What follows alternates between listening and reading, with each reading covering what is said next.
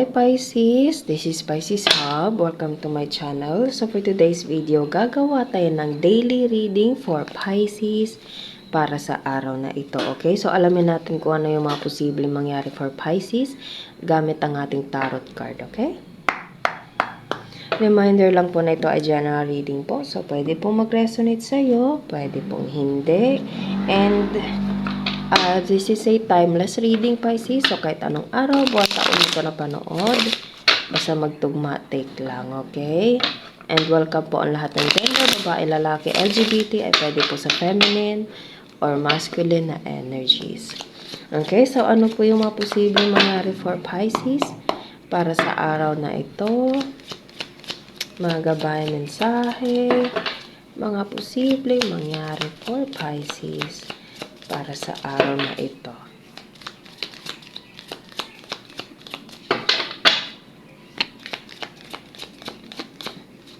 Oh, Two of Cups, Pisces. Wow.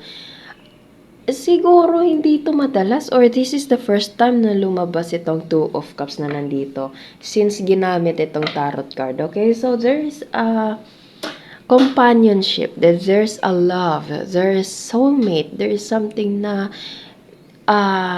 intimacy, okay, deep connection, okay, with this Two of Cups. Nakikita niyo yan, no? Nagkahawak kamay sila, nagkakape, pwedeng meron kang karelasyon ngayon, Pisces, and pwedeng ito ay asawa mo, boyfriend, girlfriend, fiancé, kung sino man, okay, na posible meron kayong gustong tirhang bahay, meron kayong gustong bilhin, kasi parang merong contract dito, tas may bahay doon, tas nakatingin kayo, pwede meron kayong gustong ipagawang bahay, okay, pwede pong ganun, okay, or kung hindi naman, pwedeng ito ay someone na pwedeng gusto ka ng ibahay, iasawa, okay, whatever it is, basta there's a deep connection, deep relationship with these Two of Cups right here.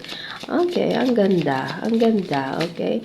So, and there's a Nine of Pentacles, Pisces. There is this person that loves you so much, or you love this person so much, okay. Kumbaga, pinapahalagan, this person finds you so attractive, napaka-valuable ka na para sa taong to, okay, or ganun siya sa iyo po, okay, take nyo lang, vice versa po itong reading, okay. So, this person finds you such a, like, naririnig ko yung word na hindi niya ma-explain, pero or pwedeng hindi mo ma-explain, Pisces, pero sobra mo itong na-appreciate itong taong to, or sobra kanyang na-appreciate, alam mo yun, napaka mahalagang tao ka sa kanya. Okay? Kasi Nine of Pentacles, kitang-kita nyo yan, no? Merong mahawak siyang alahas, pera, singsing. Pwedeng namimili na siya ng singsing para sa'yo, Pisces. Pwede pong ganun. Okay? So, ang cute lang. Ang sweet. Okay? Ano ba? Kunin natin to? Hindi. Sige, kunin na lang natin. And there's a Six of Pentacles. Oh, pwede meron itong connection sa proposal, Pisces, okay? Pwede meron kayong, it's either kayong dalawa, said kanina, parang bibili ng bahay, okay? Or maghahanap ng bahay, or pwedeng isasama sa bahay, whatever it is.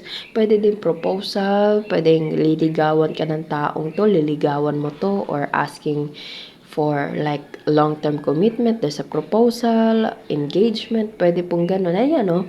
Sa Nine of Pentacles natin dito, naghahanap siya ng singsing. Tapos ayan na, meron ng binibigay and meron nagtatanggap. And eto yun, etong dalawang tao to yung connection. Konektado sa sitwasyon na ito, Pisces. Okay, so merong upgrade sa inyong relasyon, or pwedeng sa love life mo na ito, Pisces, there's an upgrade. It's either matatagpuan mo na itong taong papahalagahan ka or papahalagahan mo, okay? And posibleng ito merong connection sa pangmatagalang panahon, Pisces, which is Nine of Pentacles and Six of Pentacles, okay? Give and take. Okay, and Two of Cups is like the Lover's card. Soulmate, okay? So, ang ganda. This reading is a love reading, Pisces. Okay, so ano pa po yung mga posibleng mangyari for Pisces para sa linggong ito? mga gabay, mensahe, mga posibleng mangyari. There's a 10 of swords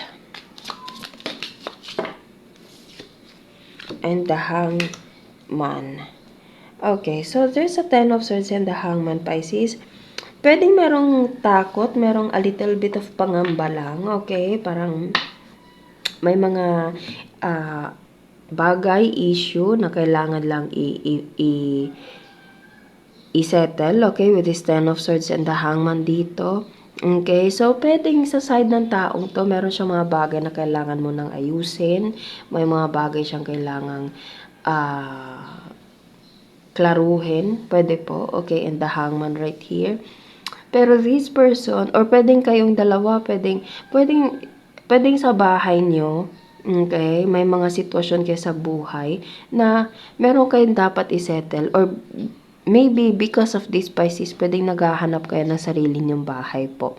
Okay? Pwedeng sa lugar nyo po ito, pwedeng sa family lang din, okay? Sa workmates, workplace, pwede po, kahit ano man. Yung parang, nagdadala siya ng a little bit of stress, and the hanged is something like, merong hindrance lang. Pero, meron tayo ditong parang plano, or something like, merong solution for this 10 of swords and the hangman right here. Okay? For this love right here, it's either maghahanap kayo ng sarili ng bahay, or may mga bagay lang na kailangang ayusin, and pwedeng meron na siyang pipiliing mga alahas, sing-sing, whatever, or may mga ibebenta, okay, ipapamigay, pwede po, whatever it is, Pisces, basta merong upgrade sa love life, merong upgrade sa inyong buhay, Pisces, together with this person po. Okay, so bottom of the deck is 4 of Pentacles. Pwedeng nag-iipon kayo ngayon, Pisces, or this person is nag-iipon. Okay, kasi nakikita niyo yan, no? Nag-iipon siya, nilalagay niya itong 4 of Pentacles, itong mga pera dito sa parang vault. Okay, so this person is saving a money, okay, saving a financial, or pareho kayo, Pisces, kasi meron kayong plano, may kontrata dito, okay, and mayroong bahay dun sa tinatanaw nyo, para kayo nagkakape, Pisces, ano, and para ito yung future nyo. Okay? So, pwedeng nag-iipon kayo, or this person is nag-iipon because of this 9 of Pentacles para maibigay.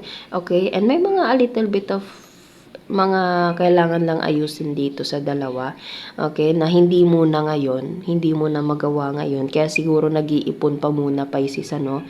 Pero maganda yung motibo, maganda yung intention ng taong to towards you, Pisces. Okay? So, ang ganda ng reading natin ngayon. Okay? So, kuha siguro tayo ng initials, random words, kung sino or ano po yung mga konektado for Pisces para sa araw na ito. Sino po ito? Mga initials, random words na konektado na specific person ni Pisces sa ating reading ngayon.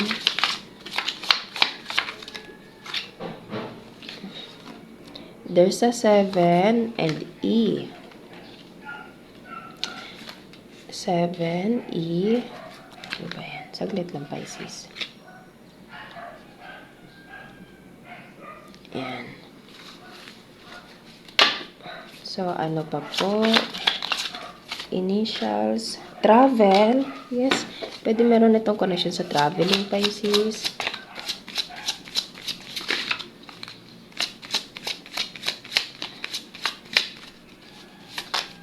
Meron pa po, ayun. Text and chat, tapos double. Para siyang, it's either W, Pisces, or M.